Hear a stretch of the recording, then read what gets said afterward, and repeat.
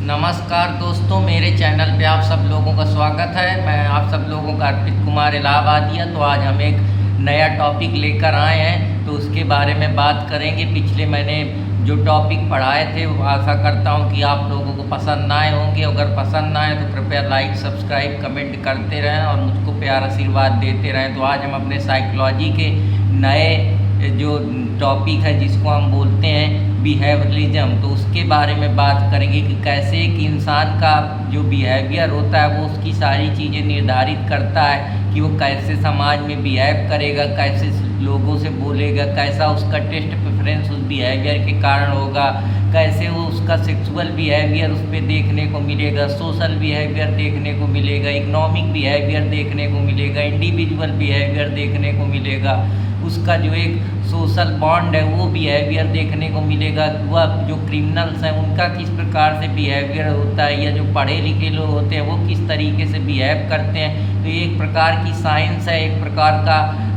काफ़ी ज़्यादा इसमें एक्सपेरिमेंट और काफ़ी ज़्यादा सैम्पलिंग और बहुत सारे लोगों के अलग अलग केस हिस्ट्री होने से ये पता चला कि एक बिहेवियरल नाम का जो कॉन्सेप्ट है वो पूरी तरीके से हमारे जो साइकोलॉजिकल उस पर बेस्ड है। साइकोलॉजी का ये एक पार्ट है कि आप किसी के इंसान के बिहेवियर से पता कर सकते हैं कि वो इंसान कैसा है, उसके अंदर क्या चल रहा है, उसके आगे की आशाएं क्या हैं, डिजायर क्या है, वो क्या सोचता है, किस तरीके से वो आगे बढ़ना चाहता है, उसके कुछ जीवन में गोल हैं भी या नहीं है, या बस ये सारी चीज़ें बिहेवियर से उसका एटीट्यूड दिखेगा, उसकी पर्सनालिटी देखेगा, उसका इमोशन दिखेगा, उसके सोशल एक्शन दिखेंगे। कई प्रकार के थॉट्स हैं जो बिहेवियरल से दिखेंगे। जैसे आजकल जो पॉलिटिक्स में आप देख रहे हैं बिहेवियरल बहुत कुछ डिपेंड कर रहा है। जैसे माननीय नरेंद्र मोदी हैं तो उनका बिहेवियर अच्छा है तो उसकी वजह से देश प्रोग्रेस कर रहा है, नई नई ऊंचाइयों पे जा रहे हैं। जैसे जम्मू कश्मीर में उन्होंने उनका बिहेवियर था तो उन्होंने उसको तुरंत यूनियन टेरिटरी बना दिया। अगर देख लीजिए राम मंदिर, तो अयोध्या में भव्य राम मंदिर का उद्घाटन हुआ। अगर और आप देखेंगे तो विदेशों में उन्होंने बहुत सारी चीज़ों के लिए काम करा।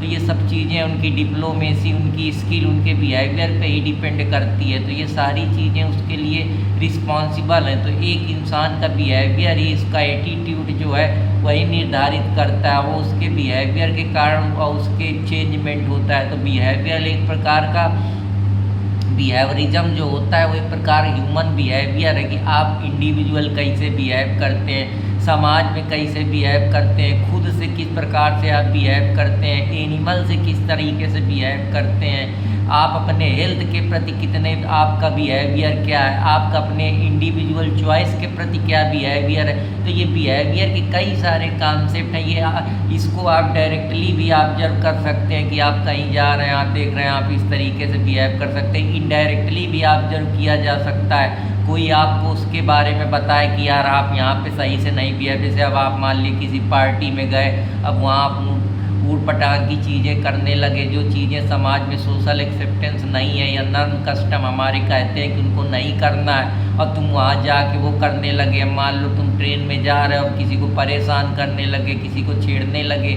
तो ये तुम्हारा बिहेवियर वहाँ पे दिखाता है कि तुम किस तरह, अगर तुम किस आदमी से किस तरीके से बात करनी है, कैसे प्रोसीड करनी है, कितना अपने आप को सेल्फ कॉन्फिडेंस रखना है, कितना अपने आप को कहाँ पे बोलना है, कहाँ पे नहीं बोलना है, ये सब बिहेवियर ही डिपेंड करता है। बिहेवियर की वजह से हम वैसे थॉट्स लेते हैं, वैसे एक्शन करते हैं, वैसे हम किसी चीज़ों को एक्सपीरियंस कर पाते हैं। अगर हमारा बिहेवियर पॉजिटिव होगा तो हमको निगेटिव चीज़ में भी पॉजिटिव असर देखने को मिलेगा। इसी ने दुनिया में किसी ने क्या खूबसूरत कहा है कि दुनिया उन्हीं को खूबसूरत लगती है जिनका नज़रिया खूबसूरत होता है। तो ये नज़रिया कुछ नहीं है, नज़रिया सिर्फ बिहेवियर ही है जो आपके अंदर डाला गया है, जो आपको बदल सकता है, आप में चेंजमेंट ला सकता है, आपको एक बेहतर इंसान बना सकता है। तो ये चेंज इन द बिहेवियर जो आपका शुरू होता है वो आपके दिल से आता है। जब आपके दिल से वो चीज़ें निकलेंगी, स्वाभाविक आप अच्छे सोशलाइजेशन में रहेंगे, आपकी प्रॉपर तरीके से ग्रूमिंग होगी, आपके अच्छे बॉन्ड होंगे, आपका ग्रुप बेहतर होगा, आपके इंस्टीट्यूशन बेहतर होंगे, आपकी मोरालिटी आपको बेहतर मिली होगी, आपके अंदर इथिक्स होंगे, वर्च्यू होगा, आपके अंदर एक वेलफेयर या ह्यूमनिस्टिक पर्सपेक्टिव होगा, तो आपका बिहेवियर बेहतर झलकेगा, बेहतर दिखेगा। तो वही सारी चीज़ें हैं कि बिहेवियर वो शीशा है जिसके ज़रिए आदमी अपनी इमेज को देखता है, अपने को पहचानता है, लोग दूसरे उसके बारे में क्या सोचते हैं, किस तरीके से लोग उसको सपोर्ट करते हैं। तो ये जो टर्म है ये बहुत बड़े ऑर्गेनाइजेशनल फिलोसफर या हम कह सकते हैं पॉलिटिकल साइंस के क्षेत्र में, पॉलिटिकल बिहेवियर में डॉयल्ड विल्डो हैं, जिनके 12 ऑब्लिगेशन है कि आपको अपने बिहेवियर को दिखाने के प्रति किस तरीके से आपके जो ऑब्लिगेशन है वो इंडिविजुअल के प्रति हैं, फैमिली के प्रति हैं, नेशन के प्रति हैं, अपने खुद के प्रति हैं। तो ये जो ऑब्लिगेशन है फैमिली के प्रति हैं, पर्सनल के हैं, नेशन के प्रति हैं, और अपने खुद के प्रति जो ये ऑब्लिगेशन है कि आपको किस तरीके से बढ़ना है, सोसाइटी के प्रति आपकी क्या जिम्मेदारी है। डॉयल्ड विल्डो ने पब्लिक एडमिनिस्ट्रेशन में बड़े ही बेहतर तरीके से बताया है। तो ये एक प्रकार का नॉर्मेटिव साइंस है कि अब आपके नाम से आपकी वैल्यू, आपके इथिक्स के आधार पे ये डिपेंड होगा कि आप किस तरीके से बिहेव करेंगे समाज में, कहाँ किस तरीके से बिहेव करना है। आप पढ़ाई कर रहे हैं तो वहाँ किस तरीके से बिहेवियर अपनाना है ताकि आप बेहतर पढ़ लिख सकें और बेहतर इंसान बन सकें। अपने अंदर पॉजिटिव थिंकिंग कैसे लानी है, इमोशन से कैसे लड़ना है, एंजाइटी, डिप्रेशन, ये आपका बिहेवियर ही डिपेंड करेगा।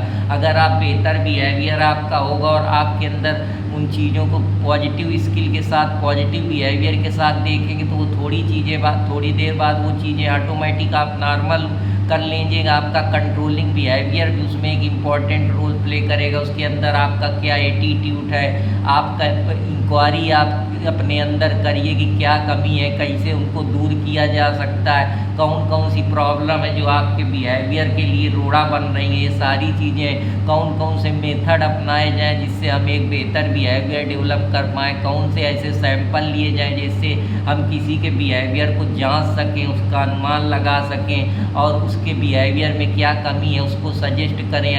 कहीं ऐसी जगह जाएं, लोगों से मिलें, वहाँ के अलग अलग सोसाइटी में, अलग अलग कम्युनिटी में, अलग अलग रिलीजन में लोगों का रिलीजन के प्रति क्या बिहेवियर है, उनका इकोनॉमिक बिहेवियर क्या है, सोसाइटी के प्रति बिहेवियर क्या है, इंडिविजुअल बिहेवियर क्या है, सेक्सुअल बिहेवियर क्या है, इमोशनल बिहेवियर क्या है, मोटिवेशनल बिहेवियर क्या है। तो ये बिहेवियर कोई बहुत छोटी चीज़ है।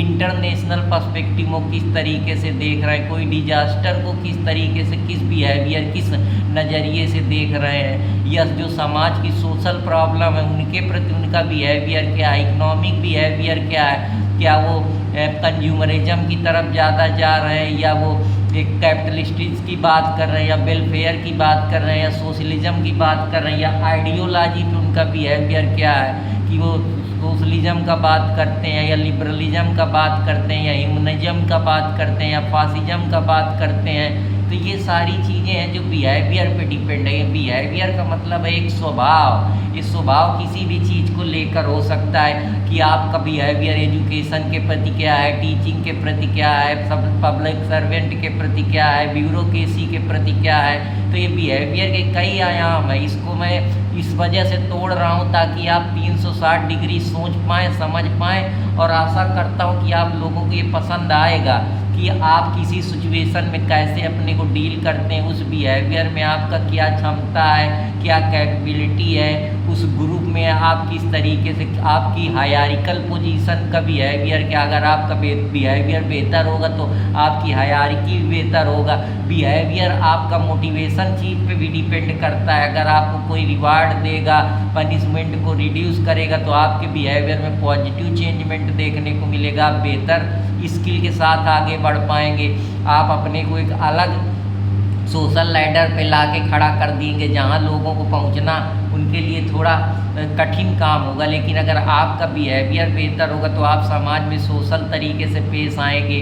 कोई ऐसी अनइथिकल एक्टिविटी नहीं करेंगे कि किसी को न मारेंगे, न किसी का रेप करेंगे, न किसी का मर्डर करेंगे, न किसी के प्रति काम, क्रोध, मय, लोभ, ईर्ष्या ये सब पैदा होगी। जैसा मैंने अभी बुद्धिज़्म में आप लोगों को पढ़ाया था कि राइट फेथ डेवलप होगा अगर आपका बिहेवियर होगा, राइट कंसंट्रेशन होगा, राइट माइंडफुलनेस होगा, राइट लाइवलीहुड होगा आपके अंदर, और आपका माइंड जो है बेहतर तरीके से राइट स्पीच देंगे, राइट इंटेंशन होगी किसी चीज़ को लेकर। तो ये भी चीज़ें बहुत ज़्यादा रिस्पॉन्सिबल है किसी चीज़ के। फिर बिहेवियर आपका सराउंडिंग के प्रति डिपेंड करता है कि आप कौन सी सराउंडिंग में रहते हैं, कैसे लोगों के साथ रहते हैं, आपका पीयर ग्रुप क्या है, आपकी फैमिली की सिचुएशन क्या है, आपने कितना सोशल एक्सपीरियंस करा है चीज़ों को लेकर, आपके अंदर मोरालिटी इथिक्स को आप कितना वैल्यू देते हैं। तो वैल्यू भी एक इम्पॉर्टेंट पक्ष है बिहेवियर का। तो आशा करता हूँ कि आप लोगों को पसंद आएगा। आपको सोशल रियलिटी या सोशल जो हमारी कॉग्निशन है उस पर आप कितना वो करते हैं, आप अपनी जो वैल्यू है उनको कितना बिलीफ में, बिहेवियर आपका डिसाइड करेगा कि आप डेमोक्रेसी को कितना समझते हैं, आप इक्वालिटी के प्रति कितने सजग हैं, आप फ्रीडम की कितनी बात करते हैं, आप लिबर्टी की कितनी बात करते हैं, इक्वालिटी की कितनी बात करते हैं, फ्रेटर्निटी की कितनी बात करते हैं। तो ये सब बिहेवियर पे ही डिपेंड है।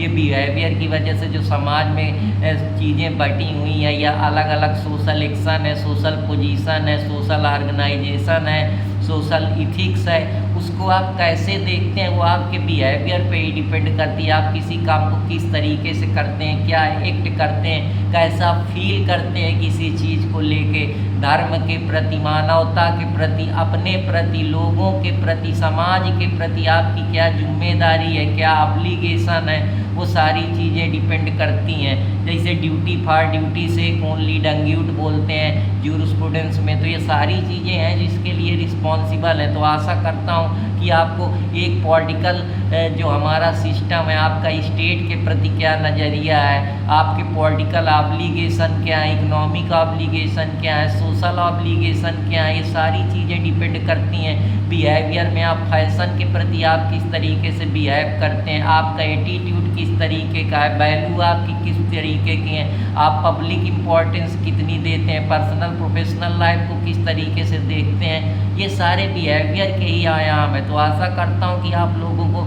ये भी पसंद आया होगा। इसके पीछे कई सारे बड़े बड़े साइकोलॉजी हैं। जैसे ईस्टर्न ने 8 तरीके के इंटेलेक्चुअल के स्टोन बनाए कि एक बिहेवियरलिज्म को हम किस तरीके से चेक करते हैं। तो पहला वो रेगुलरिटी बताता है कि उसमें रेगुलरिटी होनी चाहिए, जो बिहेव कर रहे हैं आप उसमें रेगुलेशन होनी चाहिए, उसमें रेगुलरिटी होनी चाहिए कि हाँ कुछ ना कुछ आप बिहेव करेंगे, उसका कुछ मानक होना चाहिए, कुछ क्वांटिटी क्वालिटेटिव टर्म में होना चाहिए, कमिटमेंट होना चाहिए कि ये बिहेवियर आप उस चीज़ को देख रहे हैं और उसको वेरीफाई कर रहे हैं, उसके अंदर इंक्वायरी कर रहे हैं कि इंसान के पीछे वो किस तरीके से बिहेव कर रहा है। जैसे साइकोलॉजी में है या मेडिकल साइंस में है। मेडिकल साइंस में आपके जैसे केमिकल रिएक्शन की वजह से शरीर के बॉडी में चेंजमेंट होता है, आपके प्रीफ्रंटल कॉर्टेक्स की वजह से, आपके नर्वस सिस्टम की वजह से बॉडी में ऊपर उथल पुथल होता है, उससे आपका बिहेवियर चेंज होता है, सेंटीमेंट चेंज होते हैं, इमोशन चेंज होते हैं। तो ये सारी चीज़ें उसके लिए रिस्पॉन्सिबल है।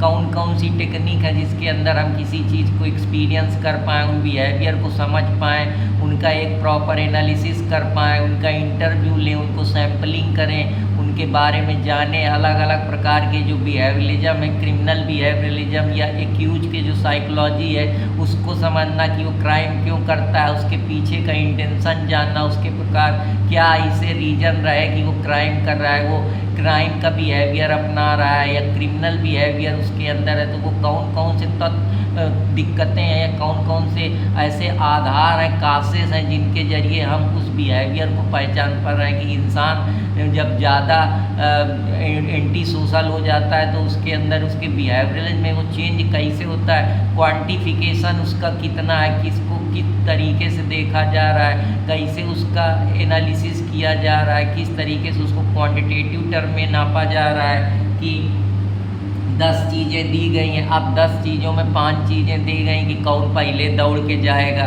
या कौन बाद में दौड़ेगा या कौन बेहतर परफॉर्म करेगा, या किसी टेस्ट में बैठे हैं तो एक बंदा है उसका बिहेवियर है कि वो 10 क्वेश्चन एक समय में लगा रहा है, एक बंदा है वो 2 ही मिनट में 50 क्वेश्चन लगा के चला दे रहा है, तो उसका बिहेवियर ही तो दिखा रहा है। तो ये क्वालिटेटिव क्वांटिटेटिव टर्म में वैल्यू की एक इंसान का बिहेवियर उसके वैल्यू पे डिपेंड होता है। उसकी जो अच्छी इथिक्स है, नर्म है, समाज सोशली एक्सेप्टेड कल्चर है, ट्रेड्स हैं, वैल्यू हैं, इथिक्स हैं, उसी पे तो सारी चीज़ें बेस्ड हैं कि वो वैल्यू किसको देता है, मटेरियल चीज़ को देता है या नॉन मटेरियल चीज़ को देता है, या स्पिरिचुअलिज्म को वैल्यू देता है, या इक्वालिटी को देता है, लिबर्टी को देता है, फ्रेटर्निटी को देता है, या वो वैल्यू को इंटेंसिटी उसके इंटेंशन कैसी है उसकी, पॉजिटिव है कि नहीं है, कंपैशन कितना है, हानेस्टी कितनी है, इंटीग्रिटी कितनी है उसके अंदर, मोरल जजमेंट कितना है, मोरालिटी को कितना वो वैल्यू देता है, पब्लिक मोरालिटी को कितना सपोर्ट करता है। तो ये सारी वैल्यू ही तो हैं जो आपके अंदर से आती हैं कि हमको हैप्पीनेस है, इंजॉयमेंट है, ये सब वैल्यू है कि आप किसी चीज़ की क्या कीमत रखते हैं, वही तो वैल्यू है। आपकी नज़र में किसी चीज़ की क्या कीमत है, उसका एक सिस्टमैटिक पैटर्न होना चाहिए बिहेवियर को चेक करने के लिए, इस बिहेवियर को जानने के लिए पर्टिकुलर एक्सपेरिमेंट समय समय से होते रहे ताकि हम किसी के बिहेवियर का अंदाज़ा लगा सकें। उसको एक तरीके से इंटीग्रेट करनी चाहिए, जो चीज़ें ख़राब हैं, जो चीज़ें अच्छी हैं उनको समाहित करा जाए, उसकी कमियां देखी जाए, उसकी अच्छाइयों को भी आइडेंटिफाई किया जाए, निगेटिव चीज़ को स्टक डाउन किया जाए। तो ये जो 7-8 प्रिंसिपल डेविड ईस्टन के द्वारा दिए गए हैं, जिसमें regularity, commitment, technique, quantification, value, systematisation, pure science, integration, ये भी एक इम्पॉर्टेंट पहलू है। तो आशा करता हूँ कि आप लोगों को समझ में आएगा। बिहेवियर एक प्रकार के रेंज ऑफ एक्शन होते हैं कि आप कौन सा एक्शन ले रहे हैं, किस प्रकार का आप काम कर रहे हैं। बिहेवियर इंटरनल भी हो सकता है, एक्सटर्नल भी हो सकता है कि आपके अंदर से जैसा आएगा वैसा आप बिहेव करेंगे। कोई को बिजनेस बेहतर करना है, किसी को पढ़ाना है, किसी को नौकर बनना है, किसी को नौकरी देना है, तो अपने अपने बिहेवियर है। किसी को खाने के प्रति जुनून है, किसी को फैशन के प्रति जुनून है, किसी को गाने नाचने का शौक़ है। तो ये सब बिहेवियर के ही कारण तो संभव है। आप किसी चीज़ को कितना कॉन्शियस नज़र से देखते हैं, आप उस पर कितना गहराई तक उतरना चाहते हैं। कोई मीडिएशन में किसी का बिहेवियर किस तरीके का है, कोई सुख सुविधा मौज मस्ती किस तरीके से कर रहा है। वायलेंट्री बिहेवियर भी हो सकता है कि आपके अंदर से चेंजमेंट आए, या कोई आप बाहर कहीं से सीख के आए, या किसी महात्मा से सीखे, किसी से सोशलाइजेशन हुआ, स्कूल से हुआ, आपके फ्रेंडों के द्वारा हुआ, तो आपके अंदर इन वायलेंट्री चीज़ें आती हैं, कोई डालता है, उसकी वजह से आपके बिहेवियर में चेंज होता है। आप सोशल इकोनॉमिक थ्योरी जो हमारी है, कल्चर थ्योरी, उसके ज़रिए सुनते हैं, जो समाज में कल्चर सोशल एक्सेप्टेंस है उसको देखते हैं। उस आधार पे आपके अंदर चीज़ों में परिवर्तन होता है। एक बिहेवियरल इन्फॉर्मेटिक्स एक वेक्टर होता है। इस वेक्टर के तहत कि कोई हमारा जो एक्टर है वो किस तरीके से एक्ट कर रहा है, किस समय पे कौन सी चीज़ को किस तरीके से ऑपरेट कर रहा है, कैसे लोगों से इंटरेक्ट कर रहा है। और तो ये सारी चीज़ें हैं, ये एक तरीके की थ्योरी है जिसके ज़रिए हम ये पता लगाते हैं कि बिहेवियर में भी चेंजमेंट होते रहते हैं। ज़रूरी नहीं कि जो बिहेवियर है वो हमेशा फ्लेक्सिबल रहेगा। बिहेवियर कभी कभी स्ट्रिक्ट भी हो सकता है कि किसी भी चीज़ को लेकर हम उसके पीछे हाथ धो के पड़ जाते हैं। लेकिन कुछ चीज़ें होती हैं जिसमें हमारे मूड, टेस्ट, प्रेफरेंस के हिसाब से, कल्चर के परिवर्तन के हिसाब से, सोशल इन्वायरमेंट सेटिंग के हिसाब से चीज़ें चेंज होती रहती हैं। कल तक हमको इतनी सारी मटेरियलिज्म की या सारी चीज़ों की उम्मीद नहीं थी, लेकिन जैसे जैसे ग्लोबलाइजेशन हुआ, प्रोटाइजेशन, लिबरलाइजेशन हुआ, हम ग्लोबल इकनॉमी में जुड़े, तो हम अब ग्लोबल विलेज में रह रहे हैं, तो हमारे बिहेवियर में चेंजमेंट होता रहता है। हम अब इंडिया के शो नहीं, बाहर के भी शो देख रहे हैं। जैसे अभी कोल्ड प्ले करके एक इंग्लिश शो आया है, जिसको बुक माई शो के CEO को ज़्यादा इलीगल टिकट देने की वजह से उनको अरेस्ट कर लिया गया या समन भेजा गया। तो ये सारी चीज़ें होती रहती, तो ये बिहेवियर ही तो है कि लोगों के टेस्ट, प्रेफरेंस, म्यूजिक, खान पान, सेक्सुअलिटी में हर चीज़ में परिवर्तन आया है। तो ये वही सारी चीज़ें हैं जिनके बारे में मैं बात कर रहा हूँ। एक बिहेवियर उसके मोटिवेशन पे भी निर्धारित करता है कि अगर लोग उसको पैसा देंगे, उसकी सारी नीड फुलफिल करेंगे। जैसा जब अब्राहम मास्लो कहते हैं कि इंसान की नीड्स होती हैं, साइकोलॉजिकल नीड, फिर इसके बाद सिक्योरिटी की नीड, फिर इसके बाद उसकी इमोशनल नीड के बाद ऐसी नीड जिसके बाद उसको कोई ज़रूरत नहीं, जहाँ पे वो आदमी सेल्फ एक्चुअलाइजेशन की तरफ चला जाता है। या 16 मोटिवेशनल थ्योरी है जिसके बारे में पुशपुल मेथड है मोटिवेशन का, सोशल इन्वायरमेंट सेटिंग है, वो भी सारी चीज़ों के बारे में बताती है।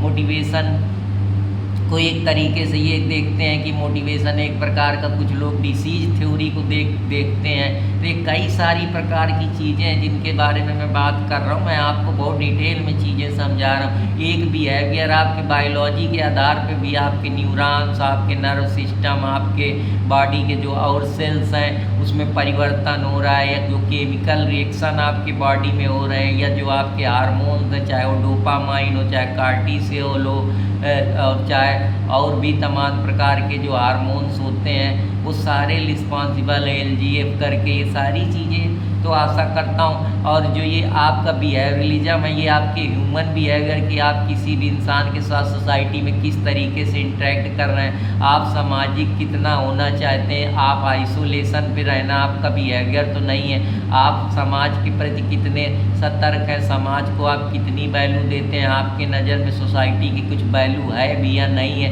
या सिर्फ आप आइसोलेशन में रहना पसंद करते हैं। तो ये भी ह्यूमन बिहेवियर को निर्धारित करता है, उसके न्यूरॉन्स, उसकी नर्व सिस्टम, उस किस तरीके से समाज उसको इन्फ्लुएंस कर रहा है। तो ये भी एक इम्पॉर्टेंट बिहेवियर है। फिर एक एनिमल बिहेवियर होता है कि जो जीव जंतु हैं वो भी आपस में किस तरीके से इंटरेक्ट करते हैं, उनकी भी भाषा है, वो भी बिहेव करते हैं, उनके अंदर भी सुख दुख में वो रोते हैं, परेशान होते हैं। जैसे हम कुत्ते को सिखा देते हैं कि यहाँ बैठना है तो बैठता है, तो हम उसके बिहेवियर को चेक करते हैं, उसके पीछे एक्सपेरिमेंट करते हैं, उसकी आइडियोलॉजी को जानते हैं। तो ऐसा नहीं है कि उनकी भाषा नहीं है, उनकी भी भाषा है, बस हमको समझने की देरी है। फिर एक इंसान जो समाज में रहता है वो किस चीज़ को, कंज्यूमर बिहेवियर क्या है कि वो किस प्रोडक्ट को कितनी वैल्यू देता है, कौन सी सर्विस को किस तरीके से परचेज करता है, कौन से उसको प्रोडक्ट पसंद आते हैं, उसके पीछे उसका मोटिव क्या होता है, प्रेफरेंस वो किस तरीके से करता है, नीड उसको किस प्रकार से होती है, उसका एटीट्यूड उस प्रोडक्ट के प्रति क्या होता है। फिजिकल फैक्टर होते हैं कि मान लो उसको भूख लगी तो चॉकलेट खा लिया तो उसका बिहेवियर है, या मान लो किसी को कुछ और खाना है, उसको मीट नहीं पसंद है तो वो चाउमीन खा रहा है, किसी को मान लो पनीर अच्छी लग रही तो पनीर खा रहा है। डिसीजन मेकिंग, वो किस तरीके से अपने बिहेवियर के प्रति डिसीजन मेकिंग लेते हैं कि मान लो आपको IAS बनना है तो आप डिसीजन लेंगे कि मैं बेहतर पढ़ूंगा, अच्छी अच्छी किताबें पढ़ूंगा,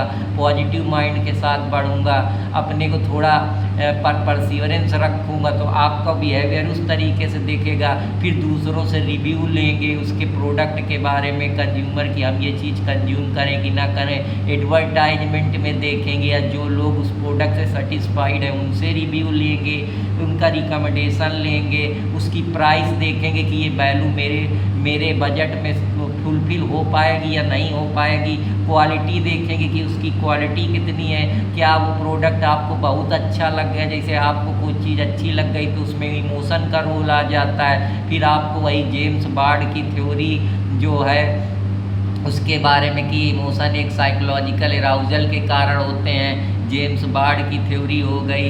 इसके बाद उसकी जेम्स लैर्ज की थ्योरी हो गई। तो ये कई सारी थ्योरी हैं। डिकोजो की जो इवैल्यूएशन लॉ ऑफ अट्रैक्शन की इमोशन की थ्योरी है, इकमार्ड के 27 प्रिंसिपल हैं, वो भी इसमें काफ़ी इंपॉर्टेंट रोल प्ले करते हैं। एक्सटर्नल में ये देखते हैं कि मार्केट में किस तरीके की एक्टिविटी चल रही हैं, कंज्यूमर का इकोनॉमिक बिहेवियर कैसा है, सोशल वो प्रोडक्ट की सोसाइबिलिटी कितनी है, जो 4P का इन्फ्लुएंस लोग देखते हैं कि प्राइस कितनी है, उस प्रोडक्ट का प्रमोशन कितना है, उस प्रोडक्ट की एक तरीके से हम कह सकते हैं पोटेंशियल कितना है, प्लेसमेंट कैसा है। जैसे लोग पेप्सी पी रहे हैं, कोका कोला को छोड़ के दूध में अमूल के अलावा लोग और कोई दूध नहीं पसंद करते हैं, क्योंकि उसका प्रमोशन अच्छा है, उसका रिव्यू अच्छा है, क्वालिटी अच्छा है, तो लोग का बिहेवियर तो उसी तरीके से चेंज होगा। तो ये बिहेवियर बहुत ऊंची चीज़ है, एक छोटा सा कॉन्सेप्ट नहीं है। फिर सोशल बिहेवियर है कि दो लोग समाज में किस तरीके से रहते हैं, कैसे उनके इंटरेक्शन है, कैसे वो किसी चीज़ को वैल्यू करते हैं, किस चीज़ के प्रति वो ईमानदार हैं, किस प्रकार से वो लोगों से पेश आते हैं, कैसे अपने आइडिया, थॉट्स, इमोशन को चेंज करते हैं, आपस में बातचीत करते हैं, सोशल आर्डर को मेंटेन करके रखते हैं, एक दूसरे को सपोर्ट करते हैं, एक दूसरे के प्रति कंपैशन ऑनेस्टी बना के रखते हैं। वे बेहतर सोशलाइजेशन उससे उनका होता है, किस ऑर्गेनाइजेशन से, इन्वायरमेंट से उनका किस प्रकार से ताल्लुक़ है। जैसे समाज में कोई चीज़ अच्छी हो रही तो लोग उसी तरीके से अपना बिहेवियर चेंज करते हैं। जैसे नमस्ते सिखाया जाता है तो हम नमस्ते करते हैं। आज के ज़माने में बिहेवियर चेंज हो रहा है तो अब लोग गुड मॉर्निंग, गुड आफ्टरनून बोलते हैं। प्रातःकाल उठ के अब लोग मम्मी पापा नहीं बोलते हैं, मॉम डैड बोलते हैं। तो ये जो वेस्टर्न संस्कृति है ये भी इसमें एक जिम्मेदार फैक्टर है, क्योंकि सोसाइटी में उस तरीके से चेंजमेंट हो रहा है। सोसाइटी थोड़ा ज़्यादा सोशलाइज हो रही है, ज़्यादा वो चीज़ें आ रही हैं। फिर हेल्थ फैक्टर भी एक इम्पॉर्टेंट चीज़ प्ले करता है कि आपका बिलीव आपके हेल्थ के प्रति क्या है, आपका बिहेवियर अपने हेल्थ के प्रति क्या है, अपने न्यूट्रिशन के प्रति क्या है, अपनी बॉडी के प्रति आप कितना केयर करते हैं। बहुत सारे लोगों को देखता हूँ कि वो जिम जाते हैं, बहुत सारे लोग हैं कसरत करते हैं, बहुत सारे लोग हैं अनाप शनाप का जो फास्ट फूड है वो खाते हैं, जो उनको दिक्कत देता है, बाद में उनको प्रॉब्लम होती है। तो एक आप अपने हेल्थ के प्रति कितने अवेयर हैं, कितने जागरूक हैं, आपका बिहेवियर कैसा है, आप किस प्रकार के एक्शन लेते हैं, एक प्रॉपर हेल्दी लाइफ बनाते हैं, या हेल्थ को आपकी नज़र में कोई वैल्यू नहीं है, आप अनहाइजीनिक रहते हैं, साफ़ सफाई नहीं करते हैं, ये सारी चीज़ उसके लिए रिस्पॉन्सिबल है। तो इसके लिए सोशल कल्चर फैक्टर है कि आप किस जगह रह रहे हैं, कौन से परिवेश में रह रहे हैं, वहाँ की एयर क्वालिटी इंडेक्स कितना है, वहाँ पॉल्यूशन कितना है, वहाँ के लोग कितने अवेयर हैं, कितने ये सारी चीज़ें। आप मड में रह रहे हैं या एक पॉश इलाके में रह रहे हैं या ऐसी जगह रह रहे हैं जहाँ इन्वायरमेंट पॉल्यूशन ना के बराबर है, या जो केमिकल सब्सटेंस है वो इन्वायरमेंट में नहीं मिल पा रहे हैं, वहाँ प्रॉपर हवा पानी मिल पा रहा है, और ज़्यादा से ज़्यादा जो सेटलमेंट है वो दूर दूर बना हुआ है, हॉरिजॉन्टल सेटलमेंट ना होके वर्टिकल सेटलमेंट है। तो वहाँ पे किस प्रकार के पार्क हैं, कैसे आप अपने को रोज़ की दिनचर्या करते हैं, उस पर एक इंडिविजुअल चॉइस है, एक आपका पॉजिटिव बिहेवियर है जो आपके अंदर अच्छा हेल्थ देगा, आपको डिसीज़ से बचा के रखेगा। लेकिन अगर यही अपोजिट आप अच्छा काम नहीं कर तो आपको डिसीज हो जाएगा, किसी को मलेरिया, किसी को कालरा, फिर पैसा फूकेंगे, परेशान होंगे, हेल्थ भी डाउन होगा, दूसरों के लिए बर्डन भी बनेंगे, रिस्पॉन्सिबिलिटी, पैसा, इकोनॉमिक चीज़ें सबका लॉस होगा। तो ये जो कोरिलेशन मोर्बिलिटी और मोर्टालिटी का इसमें दिक्कत होगी कि लोग कितना मरेंगे कितना बचेंगे। तो इसके लिए आपको स्नैक को अवॉइड करना चाहिए, ब्रेकफास्ट जो नहीं ज़्यादा खाना चाहिए, लगातार जो एक्सरसाइज करनी चाहिए, बॉडी वेट को मेंटेन करना चाहिए, अल्कोहल या जो ड्रग या जो इन प्रकार की चीज़ें उनसे दूर रहिए, स्मोकिंग न करिए, प्रॉपर स्लीप करिए, क्वालिटी लाइफ बिताइए, लोगों से बातचीत करिए, अच्छे इन्वायरमेंट में रहिए, पेड़ पौधे लगाइए, अपने पास माहौल साफ रखिए। फिर जो इम्पॉर्टेंट एक और बिहेवियर है जिसको हम सेक्सुअल बिहेवियर बोलते हैं, क्योंकि सेक्सुअल जो लोगों का अट्रैक्शन है एक मेल का एक फीमेल के प्रति या एक मेल का मेल के ही प्रति, जिसको गे बोलते हैं, या LGBT कम्युनिटी जो आ गई है, ट्रांसजेंडर आ गई है, कि ये इसके पीछे का क्या है, ये जो इमोशनल बॉन्ड है, या जो हम कह सकते हैं जो हमारे हार्मोन्स है, कार्टिसोल, डोपामाइन, ये हमारे अंदर खुशी पैदा करते हैं, हमको एक्साइट करते हैं, जिससे अंदर हमारे अंदर सेक्सुअल अराउजल फील होता है, या हम सेक्सुअल प्रैक्टिस करते हैं, या हम अपनी सेक्सुअलिटी को किस तरीके से एक्सप्रेस करते हैं। जैसे किसी को किसी के बॉडी से अट्रैक्शन है, किसी को उसके बिहेवियर से अट्रैक्शन है, या किसी को उसकी आदतों से अट्रैक्शन है, तो ये भी सारी चीज़ें उसके लिए रिस्पॉन्सिबल है। तो ये सारी चीज़ें हैं, जैसे कि कोई इसके भी कई प्रकार की आप किस तरीके से अपनी सेक्सुअलिटी को एक्सप्रेस करते हैं, आप सेक्सुअल इंटरकोर्स कितना वो करते हैं, मास्टरबेशन की ये सब चीज़ें हैं, नॉन पेनिट्रेटिव सेक्स है, ओरल सेक्स है। कुछ कल्चर में ये चीज़ें नहीं एक्सेप्टेबल होती हैं, आप बिना मैरिज के पहले नहीं, क्योंकि समाज में ऐसा माना जाता है कि ये सब चीज़ें जो सेक्सुअल इंटरकोर्स का मेन मकसद होता है वो प्रोक्रिएशन ऑफ चिल्ड्रेन और ये मैरिज के बाद होता है। लेकिन आजकल सोसाइटियाँ बदल रही, वेस्टर्नाइजेशन, लिबरलाइजेशन आ रहा है, लोगों की थिंकिंग में, साइकोलॉजी में लिबरेशन, ये सारी चीज़ों में परिवर्तन देखने को मिल रहा है। इसकी वजह से ये जो शादी के पहले प्री मैरिटल अफेयर्स होते हैं, एक्स्ट्रा मैरिटल अफेयर्स होते हैं, ये भी चीज़ें हो रही हैं। कहीं ना कहीं सरकार इस पे, जो हमारे यहाँ कोई सुप्रीम कोर्ट है, वो सेक्सुअल एक्टिविटी के लिए 18 साल की कंसेंट देती कि 18 साल का अगर लड़का लड़की है तो स्वेच्छा से कंसेंट के जरिए कर सकते हैं। लेकिन अगर वो कंसेंट कंट्रेरी नॉर्म के खिलाफ है या वो अनड्यू इन्फ्लुएंस के जरिए, फ्रॉड के जरिए, क्वार्जन के जरिए ली गई है, तो वो इलीगल करार दी जाएगी और उसको रेप की कैटेगरी में डाल दिया जाएगा, सेक्सुअल असॉल्ट में डाल दिया जाएगा, जिसके लिए हमारे पीनल जो क्रिमिनल जूरिस्प्रूडेंस है उसमें वो अपराध की श्रेणी में आता है। तो ये सारी चीज़ें कि आपकी सेक्सुअल फैंटेसी क्या है, कि आपकी सेक्सुअल चॉइस क्या है, कि आप किस चीज़ को कितना वैल्यू देते हैं, आप फोर प्ले को कितना वैल्यू देते हैं, आप किसी के साथ इमोशनल बॉन्ड बनाने में कितना विश्वास रखते हैं, टाइम स्पेंड करने में कितना विश्वास रखते हैं, किस चीज़ के लिए आपकी हर चीज़ के प्रति आप कितने वो हैं, आप रिलेशनशिप को कितना वैल्यू देते हैं, आपका पार्टनर किस चीज़ कैसा है, इंटीमेट पार्टनर है या कैजुअल पार्टनर है, ये सारी चीज़ें उसके लिए, या आप अपनी किस तरीके से अट्रैक्शन फील करते हैं। जो बॉसम की मॉडल की रोसी बॉसम की सेक्स मॉडल थ्योरी है, वो कहती है कि जो अट्रैक्शन होता है वो शुरुआती समय में जो होता है वो ज़्यादा हाई पीक में रहता है, लेकिन धीरे धीरे जब रिस्पॉन्सिबिलिटी हो जाती है या महिला जो अपने सोशल इकोनॉमिक कार्य में बिजी हो जाती है तो ये अट्रैक्शन धीरे धीरे कम होने लगता है। फिर इसमें और भी बहुत सारे स्टेज हैं कि राउजल की स्टेट होती है, जहाँ पे वो बताते हैं कि राउजल के भी कई कारण होते हैं, जिसको बोलता है कि प्लेटिव का एक स्टेट होता है, एक एक्साइटमेंट की स्टेट होती है। तो कई प्रकार की चीज़ें होती हैं जिसके बारे में मैं यहाँ पे बात कर रहा हूँ। डिस्प्ले बिहेवियर हो गया, पर्सनल आप इंटरेक्शन किस प्रकार से कर रहे हैं, कैसे बातचीत कर रहे हैं, किस आपकी नज़र में किस चीज़ की कितनी वैल्यू है।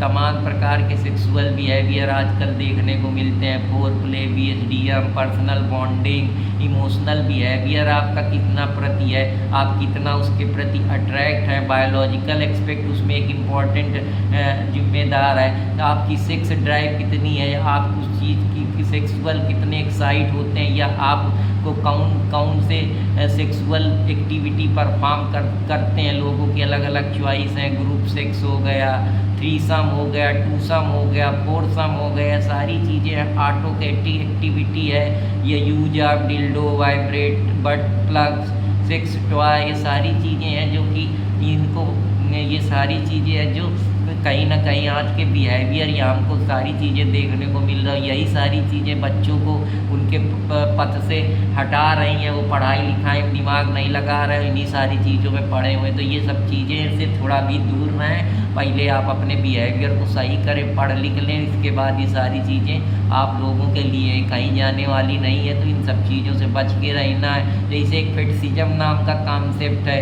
कि आपको किसी के बॉडी की चाह होती है, जैसे किसी को किसी की बॉडी से खेलना, फीट से खेलना, हाथ से खेलना, उसकी अंगली से खेलना, उसके क्लॉथ को टच करना, उसके बॉडी को बॉन्ड करना, चोक करना, उसके साथ ड्यूरेस के जरिए, अगर अंडर पोज के जरिए आप इस तरीके की चीज़ें करेंगे तो वो रेप और सेक्सुअल असॉल्ट और स्टॉकिंग, वैरिज्म के अंदर ये चीज़ें आ जाएंगी। मीटिंग होता है कि आप किस तरीके की किसी भी चीज़ को, रिप्रोडक्शन स्ट्रेटजी आप क्या अपनाते हैं, आपका सेट ऑफ बिहेवियर किस तरीके का, आप टाइमिंग ऑफ रिप्रोडक्शन कितनी है, क्वांटिटी और क्वालिटी आपके ऑफ स्प्रिंग की क्या है, आपका इमोशनल बॉन्ड कितना है, आप अपने रिलेशनशिप को कैजुअल रिलेशन की तरफ देखते हैं या फ्रेंडशिप की तरह देखते हैं या कंपेनियनशिप की तरह देखते हैं, या इंटरपर्सनल रिलेशनशिप आपके कैसे हैं, या एक सेक्सुअल डिस्फंक्शन है जहां आपको सेक्सुअल चीज़ों की चाह ही नहीं होती, ख़त्म हो जाती, आप उससे ऊपर निकल जाते हैं। जैसे बड़े बड़े महात्मा हैं जो इन सारी चीज़ों से ऊपर निकल चुके हैं, तो जहाँ पे आपकी सेक्सुअल ड्राइव बिल्कुल ना के कारण ये के कई सारे फैक्टर हो जाते हैं। एजुकेशनल एक्सीलेंस की वजह से भी लोग कम करने लगते हैं, या उनका टेस्ट प्रेफरेंस बदल जाता है, या उसका एटीट्यूड उस चीज़ के प्रति बदल जाता है, या बायोलॉजिकल चेंज की वजह से चीज़ें कम हो जाती हैं, जैसे मोनोपोज की स्टेज आ जाती है, या हमारे हार्मोन्स हैं वो उतने एक्टिव नहीं रहते और हमारे हेल्थ इशू भी आ जाते हैं, इनके लिए इम्पोर्टेंट फैक्टर प्ले करते हैं। तो ये सारी चीज़ें हैं जो इसके लिए जिम्मेदार हैं। तो आशा करता हूँ कि आपको बिहेवियर का एक कॉन्सेप्ट समझ में आया होगा कि ये बिहेवियर सिर्फ एक जगह नहीं लागू होता, इसके 1000 डायमेंशन है। कि आपकी बिहेवियर का मतलब होता है कि आप किसी चीज़ को किस तरीके से देख रहे हैं, आपका नज़रिया क्या है, मतलब और नज़रिया के बाद आप उसको किस तरीके से एक्ट कर रहे हैं। बस जो नज़रिया एक्ट है वही आपका बिहेवियर है। अब वो बिहेवियर कई प्रकार के हो सकते हैं, एक्सटर्नल, इंटरनल, इन्वर्टिव, मोटिव, इसके बाद इंटरनल, एक्सटर्नल हो गया, वायलेंट्री, इनवायलेंट्री हो गया, इसके बाद positive behaviour, negative behaviour, social behaviour, economic behaviour, culture behaviour, motivational behaviour, emotional behaviour, sexual behaviour. ये बिहेवियर बहुत प्रकार के आप बना सकते हैं। एजुकेशनल बिहेवियर, कास्ट के प्रति बिहेवियर, सोशल डिसऑर्गेनाइजेशन के प्रति बिहेवियर, साइकोलॉजी के प्रति बिहेवियर, एडमिनिस्ट्रेशन के प्रति बिहेवियर, ब्यूरोक्रेसी के प्रति बिहेवियर। तो आप अपनी थिंकिंग को जब डेवलप कर लेंगे तो वो इसी तरीके से सोचेगी। तो आशा करता हूँ कि आप लोगों को ये मेरा लेक्चर पसंद आएगा। अगर पसंद आए तो कृपया लाइक सब्सक्राइब करते रहें और कमेंट करते रहो। अर्पित कुमार इलाहाबादिया को सपोर्ट करते रहें और आप लोगों के साथ फिर मिलूँगा कोई कुछ नए टॉपिक के लिए। तब तक आप लोगों से आज के लिए इजाज़त चाहता हूँ। नमस्कार, फिर मिलूँगा। धन्यवाद।